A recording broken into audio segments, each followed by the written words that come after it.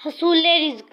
ایک بوڑھا صبح کے وقت بھیک مانگنے کے لیے نکلا تو ایک مسجد کا دروازہ کھلا ہوا دیکھ کر اس کے سامنے رک گیا اور صدا لگائی، بوڑھے کو خیرات مل جائے بابا۔ ایک شخص نے کہا، عجیب احمق ہے، ارے یہاں کوئی نہیں رہتا جو تجھے خیرات دے۔ بوڑھے نے پوچھا، پھر یہ کس کا گھر ہے؟ وہ شخص بولا، یہ اللہ کا گھر ہے۔ یہ سن کر بوڑھے فقیر پر وجد کی سی کیفیت طاری ہو گئی۔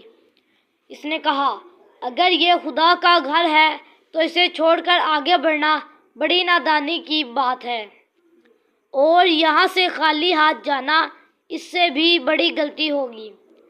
میں تو آج تک خدا کے کسی بندے کے دروازے سے بھی مایوس نہیں لوٹا، پھر خدا کے دروازے سے خالی ہاتھ کیوں لوٹوں گا؟ میں اب یہاں بیٹھ کر صدا لگاتا رہوں گا، مجھے یقین ہے کہ میرا دامن مرادوں سے بھر جائے گا۔ یہ کہہ کر وہ بوڑھا وہاں بیٹھ گیا اور کئی روز تک برابر صدا لگاتا رہا۔ نوبت یہاں تک پہنچی کہ اس پر ضعف غالب آنے لگا۔